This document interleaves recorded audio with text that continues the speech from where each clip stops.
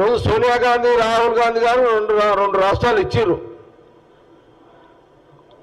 ఆ రోజు ఆ రెండు రాష్ట్రాలలో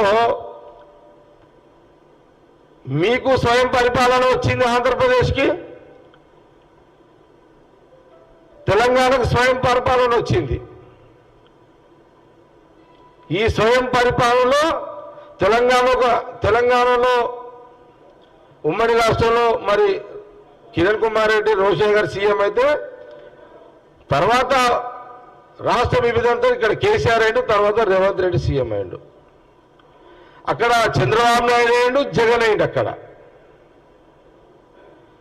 కాబట్టి కాంగ్రెస్ పార్టీ తీసుకున్న నిర్ణయంలో ఈ ప్రాంతంలో ఆ ప్రాంతంలో స్వయం పరిపాలనలో అందరూ ముఖ్యమంత్రులు అవుతున్నారు కదా, ఇది కూడా గమనించాలి. ఆంధ్రప్రదేశ్ ప్రజలు కూడా గమనించాలి. ఇక్కడ ప్రధానంగా ఏం లేదు, వీళ్ళకు జగన్కి కేసీఆర్కి బీజేపీలకు నిద్ర పడతలేదు. తెలంగాణలో ఇంకోటి ఏంటంటే, తెలంగాణ ఆర్థికాభివృద్ధి చెందొద్దు అని కేటీఆర్ హరీష్ రావు కుట్ర పన్నుతున్నారు. ఇప్పటికే మీరు కేసీఆర్ చేసిన నిర్ణయాల వల్ల తెలంగాణ రాష్ట్ర బడ్జెట్ దివాలా తీసింది.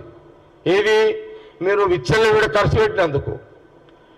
మళ్ళీ ఇప్పుడేంది, ఈ రాజకీయ ప్రకటనలేంది, ఈ రాష్ట్రము ఇట్లనే ఉండాలి, ఆర్థికంగా ఎదగొద్దు, ఇక్కడ బిజినెస్ ఎదగొద్దు, రియల్ ఎస్టేట్ ఎదగొద్దు, అందుకే ఇవేమి రియల్ ఎస్టేట్ కానీ ఇంకా బిజినెస్ ఎదగొద్దని బిజినెస్లో కన్ఫ్యూజ్లో పెట్టడానికే ఈరోజు కేటీఆర్, అక్కడ జగన్, ఇక్కడ కేసీఆర్, అక్కడ జగన్, ఈ మీడియేటర్ విజయసాయి రెడ్డి, ఇదొక ప్రయోగం జరుగుతున్నది. దయచేసి రియల్ ఎస్టేట్ కానీ ఇంకే బిజినెస్లో నమ్మకండి. ఖచ్చితంగా తెలంగాణలో 5 సంవత్సరాలు గవర్నమెంట్ ఉంటుంది, ఏం అనుమానం లేదు. తెలంగాణలో 101% గవర్నమెంటే, కాంగ్రెస్ గవర్నమెంటే ఉంటుంది. జగన్ ఎన్ని కుట్రలు చేసినా, కేసీఆర్ కుటుంబం ఎన్ని కుట్రలు చేసినా, బీజేపీ ఎన్ని కుట్రలు చేసినా, కాంగ్రెస్ పార్టీ ఈ తెలంగాణలో అధికారంలో ఉంటుంది, ఎలాంటి అనుమానం లేదు. వాళ్ళ రాజకీయ ఎత్తుగడలో తిప్పి కొడతాము. ఈ 3 బీజేపీ, వైఎస్ఆర్ అండ్ బీఆర్ఎస్ రాజకీయ ఎత్తుగడ తిప్పి కొడతాము. మాకంటూ ఒక వ్యూహం ఉంది. మేము అనుకుంటే అక్కడ 20 మంది ఎమ్మెల్యేలు ఇమ్మీడియట్లీ కాంగ్రెస్ లో జాయిన్ అవుతారు.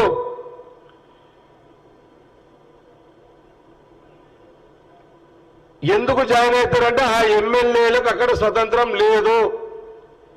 అధికారం ఉన్నప్పుడే వాళ్ళకి స్వతంత్రం లేదు. బీఆర్ఎస్ వాళ్ళకు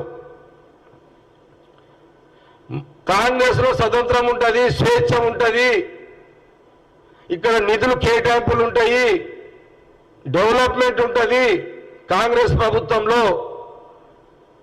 కాబట్టి అక్కడ నుంచి రావాల్సుకున్న ఎమ్మెల్యేలు ఎప్పుడైనా సరే ఖచ్చితంగా కాంగ్రెస్ లకు వస్తారు. ఈ భయం ఉంది కాబట్టి కేటీఆర్, హరీష్ రావు వాళ్ళ నుంచి పోకుండా వాళ్ళని ఆపుకోవడానికి ఇంకా 6 నెలలు అయితే మేము మడేస్తాము అని వాళ్ళు అంటున్నారు. కాబట్టి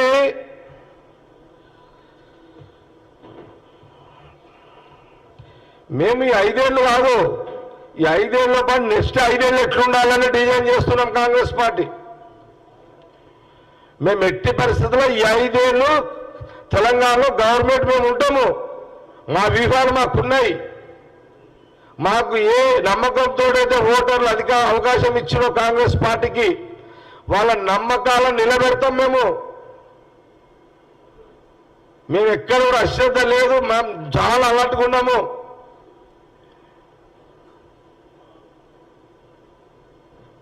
మేము ఈ 5 ఏళ్ళు గవర్నమెంట్ నిలుపుకుంటూ మళ్ళా 5 ఏళ్లకు మళ్ళా మేము గవర్నమెంట్ రావడానికి మేము మా వ్యూహం నడుస్తున్నది ఇప్పుడు కాంగ్రెస్ పార్టీది.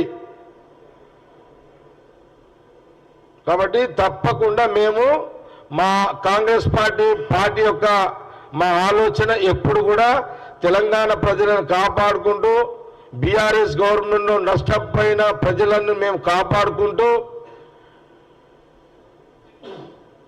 ఈ 5 ఏళ్ళు ప్రభుత్వాన్ని పరిపాలిస్తూ వచ్చే 5 ఏళ్ళు కూడా మా ప్రభుత్వం ఉండే ఒక ఆలోచనతో మేము అడుగులు వేస్తున్నాము. ఇది సీఎం రేవంత్ రెడ్డి అట్లాగే ఎంటైర్ క్యాబినెట్ యోధులు మా దగ్గర మంత్రులు ఉన్నారు.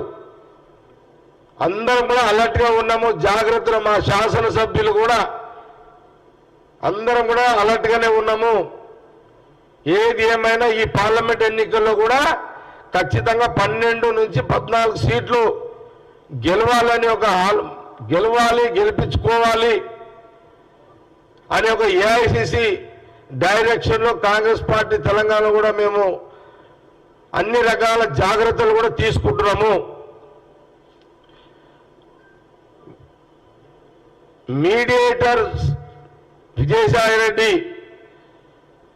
అన్న మాటలకు, గతంలో కేటీఆర్ అన్న మాటలకు, ఇటు జగన్ కానివ్వండి అటు కేసీఆర్ చేసిన కుట్రలను తిప్పి కొట్టే కుట్రలు కూడా మీకు తిప్పి కొడతాం. మీ దాన్ని వీలైనంత త్వరగా మీ 20 మంది ఎమ్మెల్యేలు మేము లేపబోతున్నాము. ఇది పక్కా.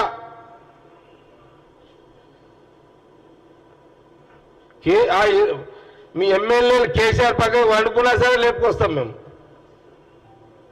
రాత్రి పగలు కేసీఆర్ పక్కకు పెట్టుకున్నా సరే 20 మంది ఎమ్మెల్యేలము ఎట్టి పరిస్థితుల్లో బీఆర్ఎస్ ఎమ్మెల్యేలము